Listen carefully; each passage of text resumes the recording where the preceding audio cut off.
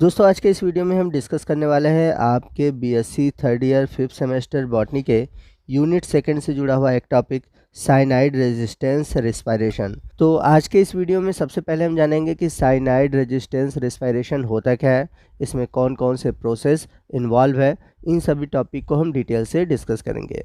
तो वीडियो की शुरुआत करते हैं। Cyanide, acid and carbon monoxide are potential inhibitor of aerobic respiration in most of the organism including plants.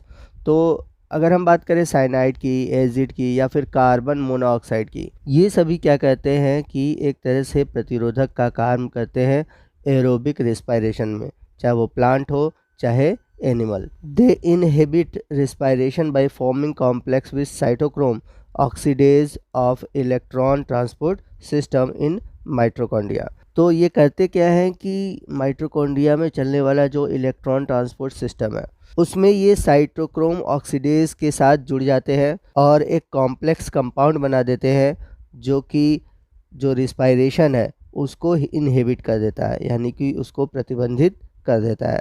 However, it has been observed aerobic respiration continue in some bacteria, plant, fungi, animal and some higher plants even in presence of these inhibitors।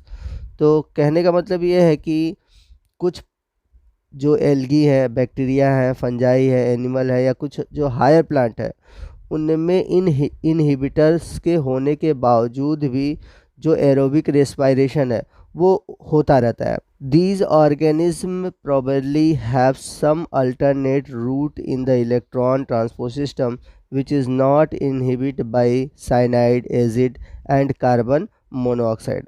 तो ये जो जीव हैं जिनमें कि cyanide, acid, carbon monoxide, इनके होने के बावजूद भी जो रिस्पायरेशन है, एरोबिक रिस्पायरेशन है, उसका इलेक्ट्रॉन ट्रांसपोर्ट सिस्टम चलता रहता है, क्योंकि इन जीवों के अंदर इन सभी के लिए एक अलग से रूट पाया जाता है, एक अल्टरनेटिव रूट है जिसकी वजह से ये इन सब के होते हुए भी अपना रिस्पायरेशन करते हैं। The alternate respiratory pathway that is not inhibited by these poison and continue even when the normal electron transport system is block is called cyanide resistance respiration. यानी कि ये जो अल्टरनेटिव रिस्पायरेशन है जो कि साइनाइड, एसिड, कार्बन मोनोऑक्साइड इन सब के होते हुए भी कंटिन्यू चलता रहता है, यहाँ तक कि जो नॉर्मल इलेक्ट्रॉन ट्रांसपोर्ट सिस्टम है वो भी ब्लॉक हो जाता है, तब भी ये जो रिस्पायरेशन है वो चलता रहता है। इस कंडीशन को हम बोलते हैं साइनाइड रेजिस्टेंस रिस्पायरेशन। तो जितनी भी बातें मैंने बताई हैं उसको शॉर्ट में मैं एक बार फिर से समझा देता हूँ कि कुछ केमिकल जैसे साइनाइड, एसिड और कार्बन मोनोऑक्साइड ये एक तरह से इनहिबिटर्स का काम करते हैं एरोबिक रिस्पायरेशन में, और ये जो इलेक्ट्रॉन ट्रांसपोर्ट सिस्टम है जो कि माइटोकॉन्ड्रिया में चलता है उसको इनहिबिट करते हैं, उसको रोकते हैं।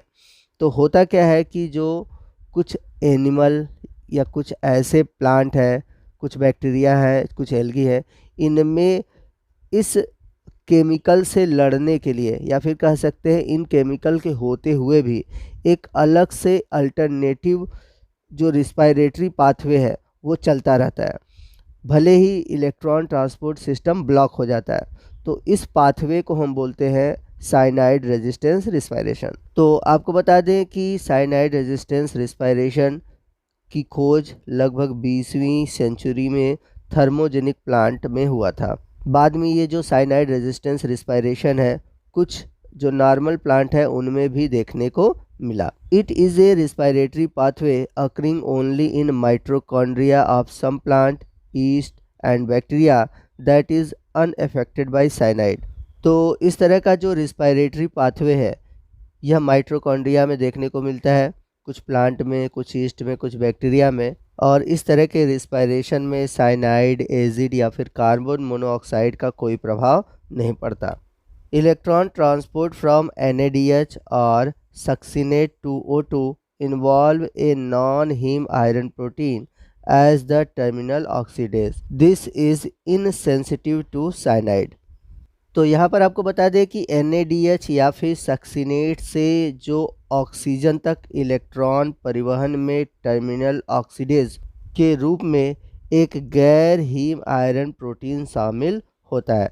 यह साइनाइड के प्रति असंवेदनशील है और यह साइनाइड प्रतिरोध के लिए एक प्रकार से मार्ग प्रशस्त करता है, यानी कि एक प्रकार से मार्ग बनाता है। Cyanide sensitive pathway this contain cytochrome oxidase which is inhibited by cyanide. Cyanide resistant respiration is not found in animal. तो ये जो रिस्पायरेशन है, साइनाइड रेजिस्टेंस रिस्पायरेशन, यह एनिमल में नहीं पाया जाता। The phenomenon of respiration resistant to cyanide is connect with the presence in the respiratory chain of additional terminal oxidase. तो ये जो साइनाइड रेजिस्टेंस रिस्पायरेशन है, इसमें एक एडिशनल टर्मिनल ऑक्सीडेज पाया जाता है जिसे हम बोलते हैं अल्टरनेटिव ऑक्सीडेज, शॉर्ट में बोलते हैं ऑक्स। तो ये जो टर्मिनल ऑक्सीडेज है, यानी कि जो अल्टरनेटिव ऑक्सीडेज है, ये आपको प्लांट के केस में देखने को मिलता है, क्योंकि इससे रिलेटेड कुछ अल्टरनेटिव यूबिक्विनोन या फिर कह सकते हैं इलेक्ट्रॉन एक्सेप्टर पाए जाते हैं जो कि आसानी से इलेक्ट्रॉन को फ्लो करते हैं, इसलिए इसे हम अल्टरनेटिव ऑक्सीडेज भी कहते हैं। तो बहुत सारे ऐसे प्लांट हैं जिसमें कि अल्टरनेटिव ऑक्सीडेशन पाया जाता है, परंतु कुछ ऐसे प्लांट हैं जिन्हें हम ट्रांसजेनिक प्लांट कहते हैं, जिन्हें विट्रो सेल कल्चर मीडियम द्वारा तैयार किया जाता है, यानी कि उन्हें जेनेटिक इंजीनियरिंग के थ्रू तैयार किया जाता है और उनमें ऑक्स जीन होते हैं या फिर कह सकते हैं ऑक्स रेगुलेटरी जीन पाए जाते हैं। जैसे कि एग्जाम्पल के रूप में ले ग्लाइसिन मैक्स है, पाइसम सटाइबम है, निकोटिना टोबैकम है। आइए नेक्स्ट हम समझते हैं कि अल्टरनेटिव ऑक्सीडेशन का क्या मैकेनिज़्म है, यानी कि कैसे पौधों में साइनाइड रेजिस्टेंस रिस्पायरेशन चलता है।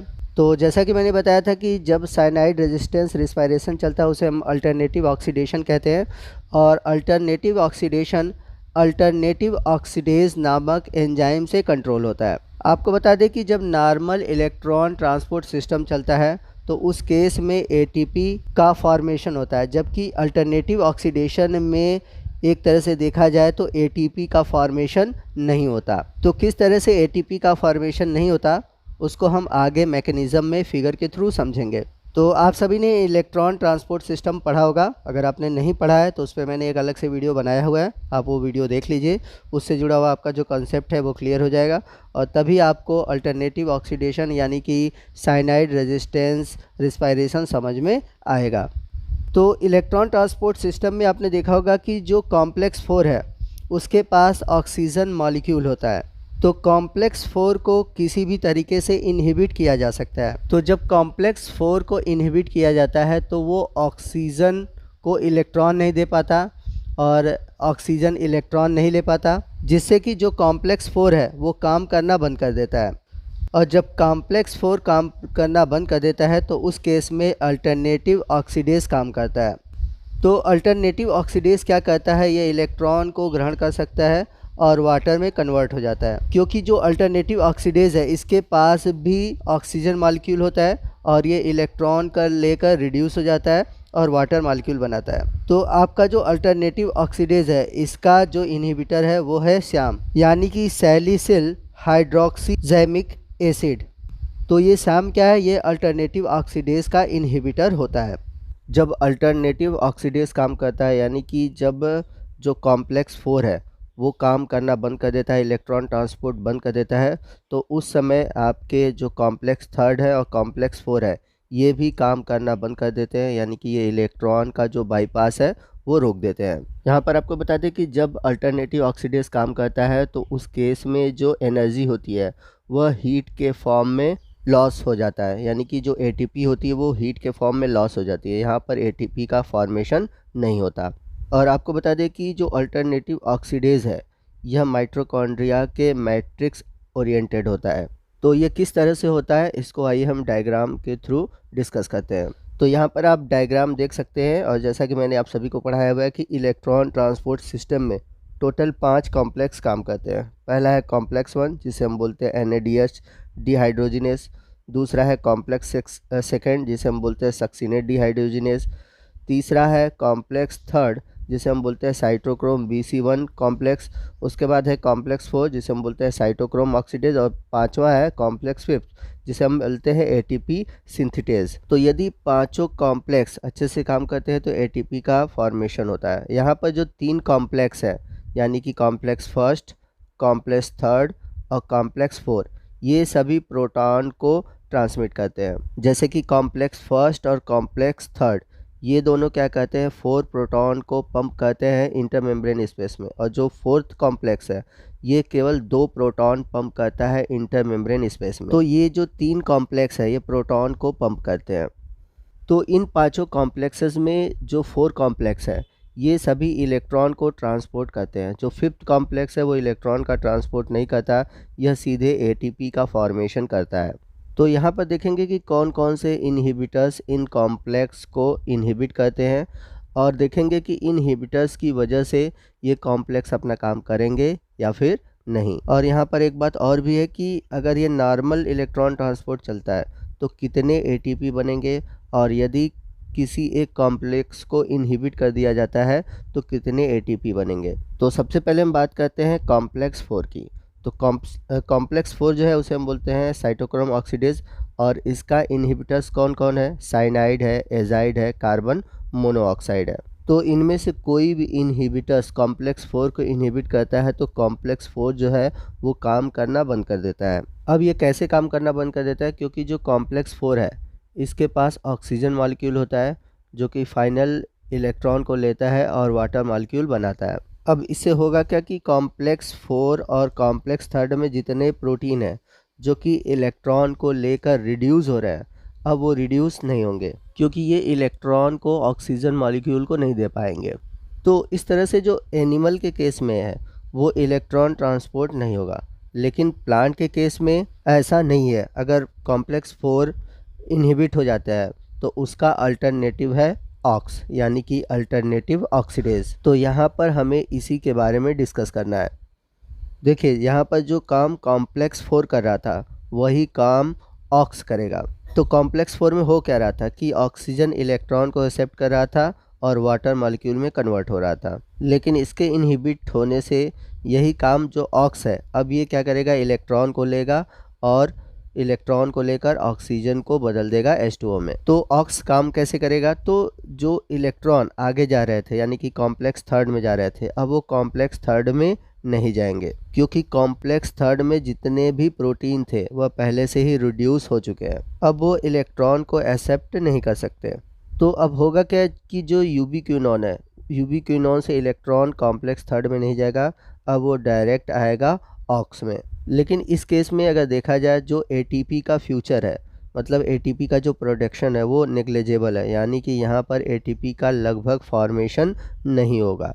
अब ऐसा क्यों नहीं होगा, क्योंकि कॉम्प्लेक्स फर्स्ट से 4 प्रोटॉन, कॉम्प्लेक्स थर्ड से 4 प्रोटॉन और कॉम्प्लेक्स 4 से जो है 2 प्रोटॉन आगे जाते थे, और इन प्रोटॉन की वजह से जो कॉम्प्लेक्स 4 था वो 4 प्रोटॉन को लेकर फॉर्मेशन करता था एटीपी का। तो इस केस में होता था कि NADS से 2.5 एटीपी और FADS से 1.5 एटीपी का फॉर्मेशन होता था। अब साइनाइड रेजिस्टेंस रिस्पायरेशन में क्या है कि कॉम्प्लेक्स 3 और कॉम्प्लेक्स 4 जो है वो ब्लॉक हो चुके हैं। तो इससे होगा क्या कि ये जो 6 प्रोटॉन है, कॉम्प्लेक्स 3 के 4 और कॉम्प्लेक्स 4 के 2, ये काम करना बंद हो जाएंगे।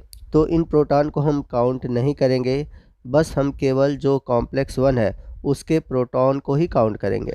चूँकि यहाँ पर केवल 4 प्रोटॉन है इसलिए केवल एक ही एटीपी का फॉर्मेशन हो पाता है। तो इस तरह से बहुत कम एटीपी बनते हैं, यानी कि न के बराबर बनते हैं। तो दोस्तों ये था हमारा आज का वीडियो जो कि साइनाइड रेजिस्टेंस रिस्पायरेशन पर आधारित था। आई होप कि आपको सभी बातें अच्छे से समझ में आ गई होंगी कि कैसे ये रिस्पायरेशन चलता है और ये पौधों में चलता है। ठीक है, तो आपको आज का ये वीडियो कैसा लगा कमेंट करके ज़रूर बताइएगा। वीडियो अच्छा लगा तो वीडियो को लाइक और शेयर करना मत भूलिएगा, और कोई भी डाउट है आप हमसे कमेंट करके पूछ सकते हैं। तो दोस्तों मिलते हैं अगले वीडियो में अगले टॉपिक के साथ, तब तक के लिए जय हिंद, जय भारत।